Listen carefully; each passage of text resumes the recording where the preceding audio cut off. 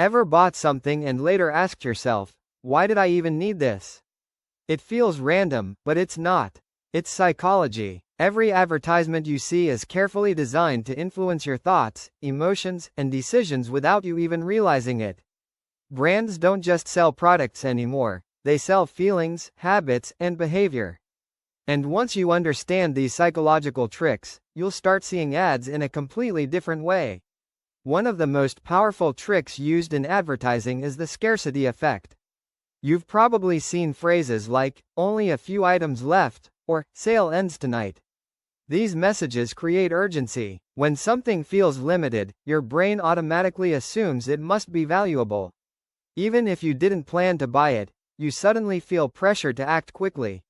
This rush blocks logical thinking, and instead of asking whether you actually need the product, you focus on not missing the opportunity. Another common strategy is social proof. Humans are naturally influenced by what others are doing. When you see 1 million people bought this, or read hundreds of positive reviews, your brain takes it as a sign that the product must be good. This is why brands heavily rely on ratings, testimonials, and influencers. You start trusting the product, not because you researched it deeply, but because others seem to approve of it. In a way, you're following the crowd without even noticing it.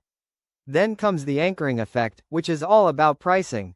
Imagine seeing a product listed at 5,000 rupees, but then it's suddenly discounted to 1,999 rupees. That original price becomes an anchor in your mind. Everything you see after that is compared to it. So 1,999 rupees feels like a great deal, even if it might still be expensive. Without that higher anchor price, you might not have felt the same urge to buy. This trick changes your perception of value rather than the actual value itself. Emotional manipulation is another powerful tool advertisers use. Ads are not just about facts, they are about feelings. They aim to make you feel happy, confident, loved, or even afraid.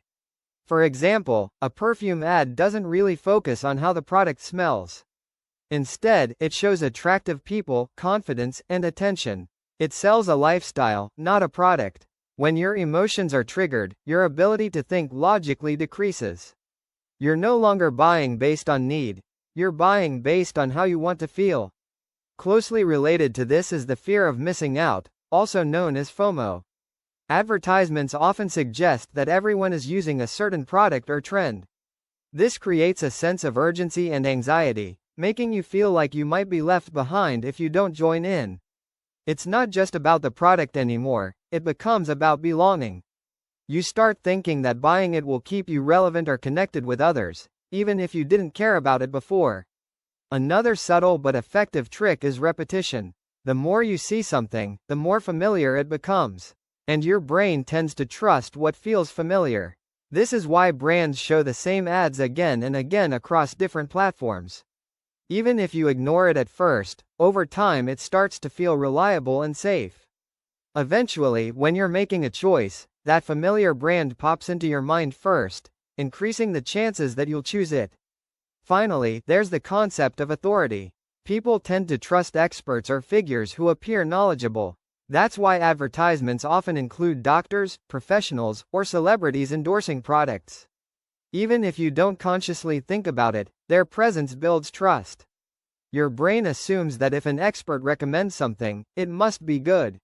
This shortcut saves time and decision-making, but it also makes you more vulnerable to influence. At the end of the day, advertising is not just about showing you a product. It's about shaping how you think and feel about it. These psychological tricks work because they tap into natural human behavior. The goal isn't to completely avoid ads, but to become aware of how they influence you.